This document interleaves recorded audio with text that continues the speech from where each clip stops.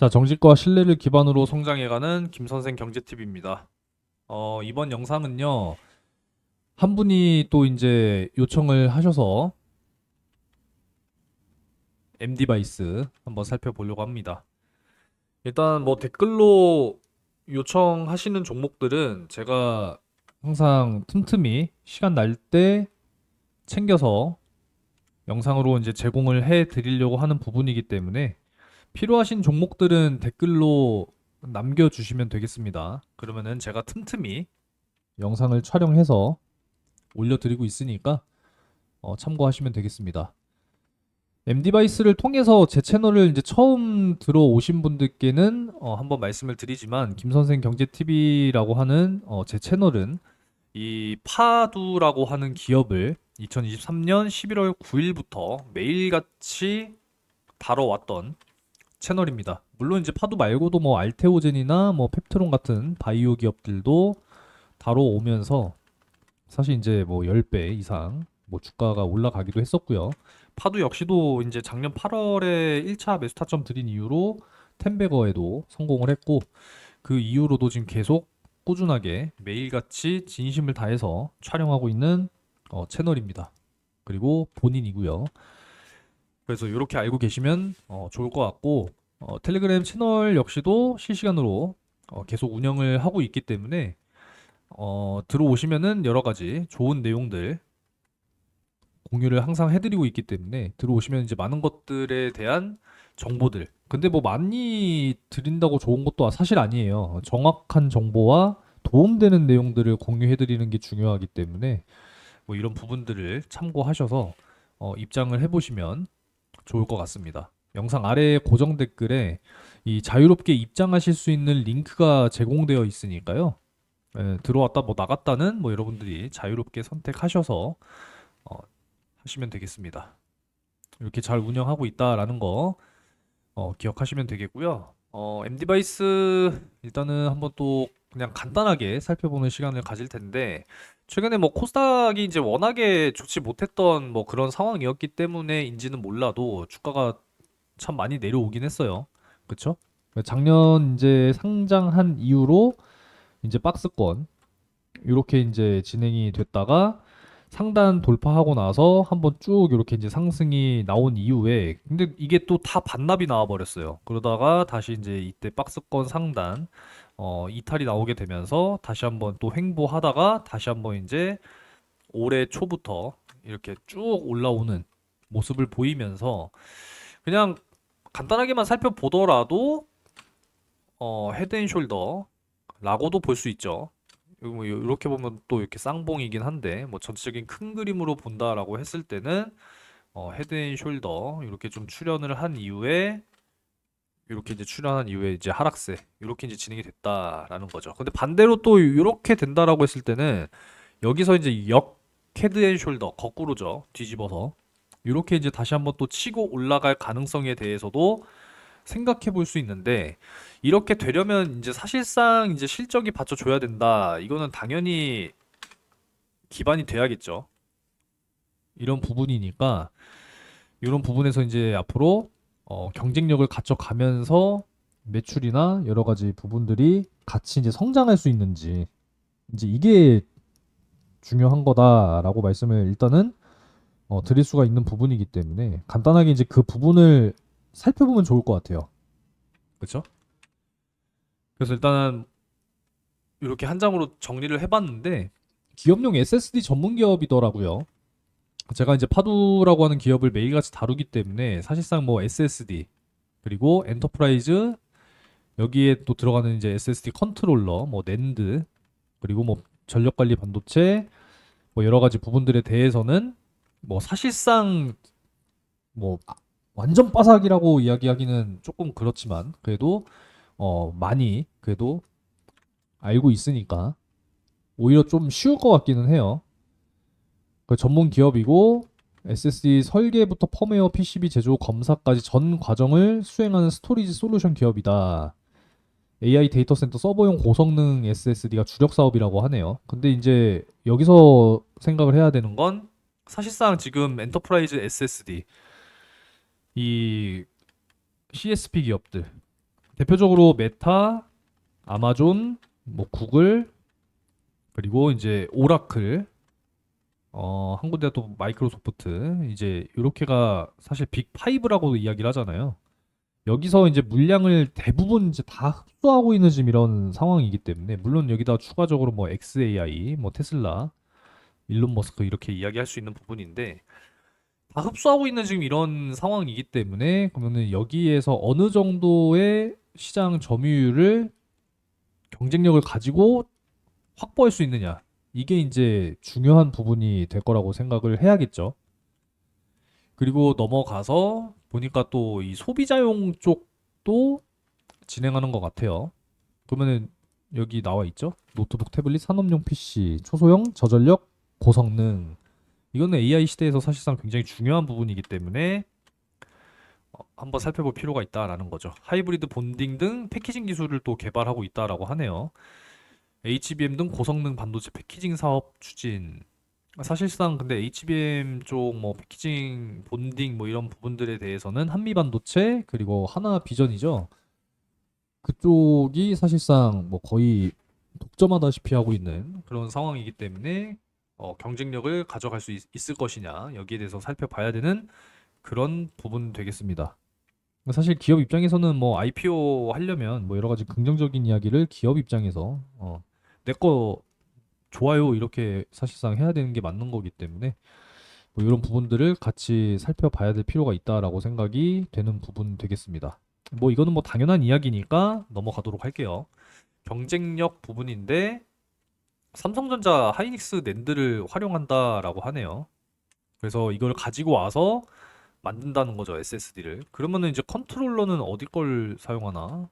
이게 또 궁금해지는 부분인데 자체적으로 설계해서 제작을 해서 이걸 만드나? 뭐 이런 생각도 또 들게 됩니다. 왜냐면은 이제 파두가 이 글로벌 플레이어거든요. 지금 컨트롤러, 낸드를 컨트롤러 하는 컨트롤러. 그러니까 SSD 컨트롤러라고 하는 부분인데 이미 뭐 6세대까지 개발 완료됐고 이제 7세대 준비하고 있는 지금 이런 상황이라서 과연 이제 M 디바이스 역시도 어떻게 이게 되고 있는지 그건 좀 궁금하긴 하네요.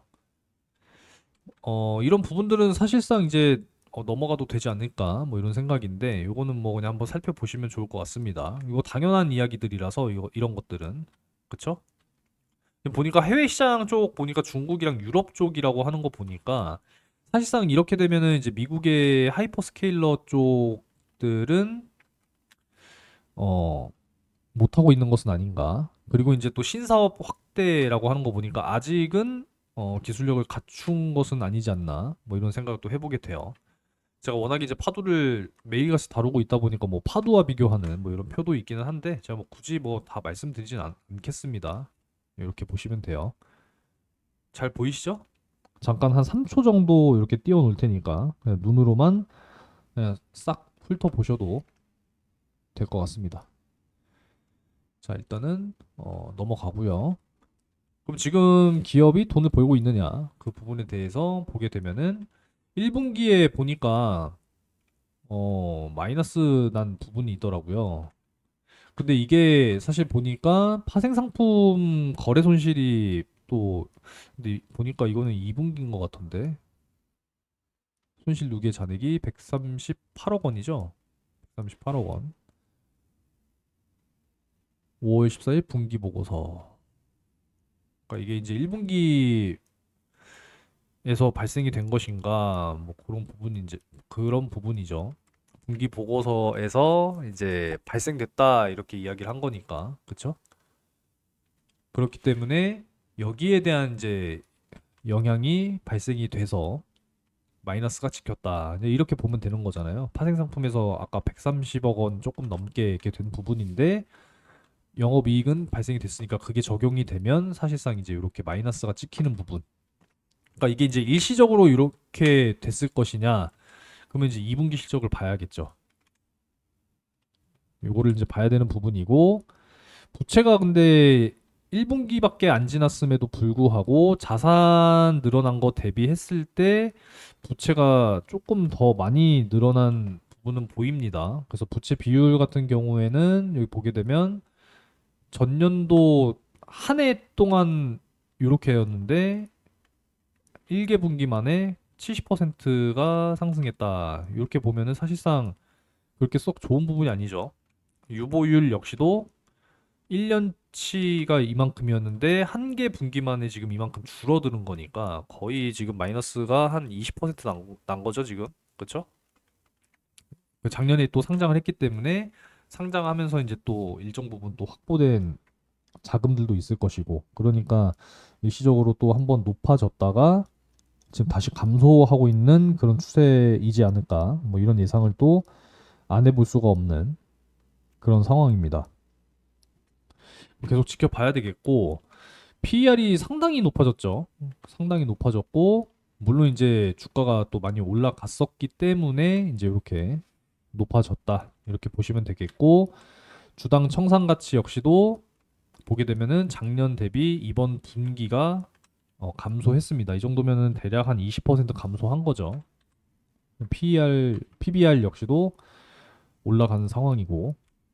그러니까 지금 이렇게만 보면은 뭐 사실 좋은 부분은 아닌데, 그래서 이제 2분기, 3분기, 4분기 이제 계속 봐야 되는 부분인데, 당장 보게 되면 작년 한 해 매출이 965억 원인데 지금 1분기에 205억 원이니까 곱하기 4 하면 작년보다는 떨어지네. 이렇게 단순하게 계산을 할 수가 있는 거죠. 근데 반대로 이제 영업이익 같은 경우에는 곱하기 4 하게 되면은 전년도보다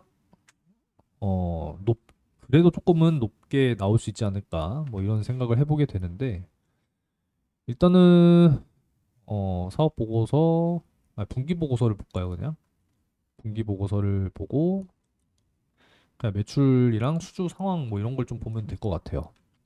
소비자용 같은 경우에는 사실 이 정도면은 크게 의미가 없잖아요. 그죠? 1분기에 2천만 원 했어요. 2천만 원. 단위가 100만 원이니까. 수출은 뭐 아예 없었네요. 그럼 결국은 지금 기업용 SSD 쪽으로 이렇게 되면은 이제 집중하고 있다. 이렇게 되는 부분이죠. 왜냐면 증가하고 있으니까. 그쵸? 근데 이제 24년도보다 두 배가 늘기는 했는데 지금 이거는 1분기잖아요. 그럼 여기다가 곱하기 그냥 4를 단순하게 하게 된다라고 했을 때는 전년도보다는 떨어진다 이렇게 되는 거죠.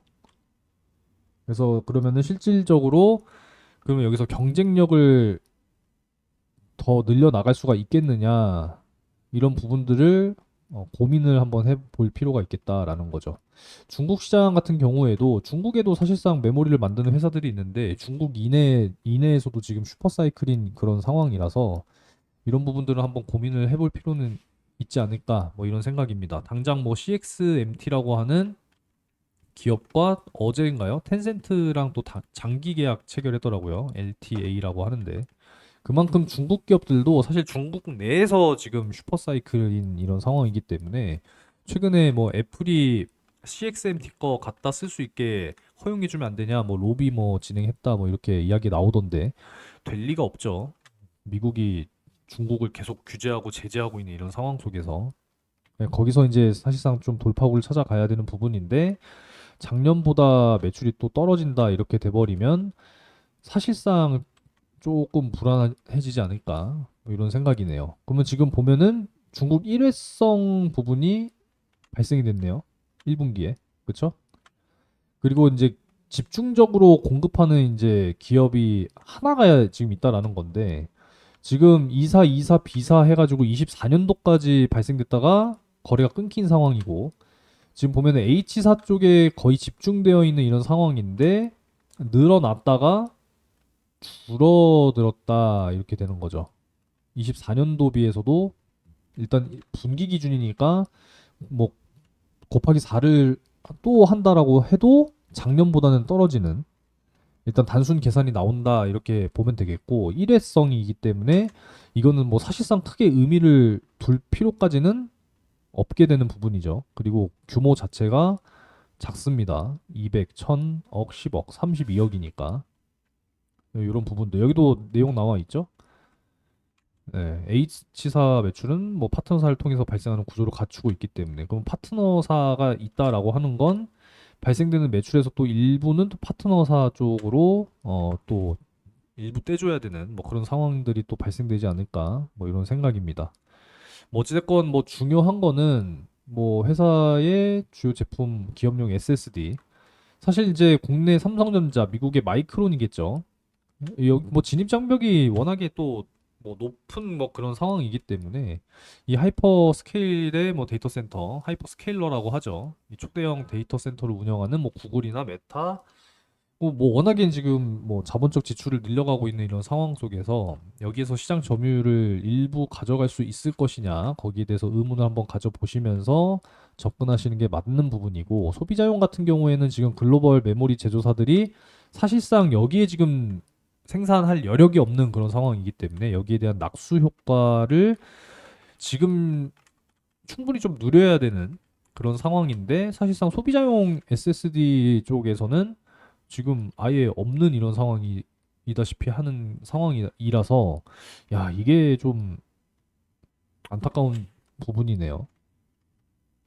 네, 아무튼 뭐 그렇습니다. 결국은 이제 주가가 올라가려면 전체적인 매출이 다시 증가를 해야 되는 이제 그런 상황임은 분명한 거니까 2분기 실적 발표가 어떻게 나오는지를 또 보고 추가적인 판단을 해보면서 가시는 게 좋지 않을까 뭐 이런 생각입니다. 일단은 추가 하락 시에는 14,000원 열어 놓으시기 바라겠고 여기서 또 추가적으로 사실 또 빠지게 된다라고 했을 때는 사실상 이제 주가가 10,000원 밑에 있냐 위에 있냐는 사실상 또 다르기 때문에 일단 뭐 10,000원 선까지는 열어놔야 된다. 라고도 볼 수 있는 부분이 되겠죠. 그래서 일단은 뭐 11,400원 선을 일단 기준으로 하시고 좀 단기 반등했을 때 이렇게 올라와서 여기서 저항 맞고 다시 한번 또 내려왔을 때 요 부분에서 지지받고 이렇게 다시 한번 올라가는 역헤드앤 숄더 발생될 수 있는지 요 시나리오 역시도 같이 지켜보시면 네, 좋을 것 같습니다. 자, M 디바이스에 대한 이야기는 네, 여기서 마무리하도록 하겠습니다. 뭐 도움이 되셨을지 모르겠습니다만 어디서 매수하셨는지는 뭐 제가 가격을 몰라서 잘 모르겠습니다만 잘 대응해 나가시기 바라겠고 뭐 2분기 이제 또 실적 시즌 돌아오니까 2분기 실적 발표 또 어떻게 나올지 보시면서 대응을 해 나가시면 될 것 같아요. 좋아요와 오늘 또 뭐 새로 오신 분들은 구독 한 번씩 해주시면 되겠고요. 텔레그램 채널 입장하셔서 또 좋은 내용들 함께 나눠 가시면 좋을 것 같습니다. 자, MD바이스 영상은 마치도록 하겠습니다. 감사합니다.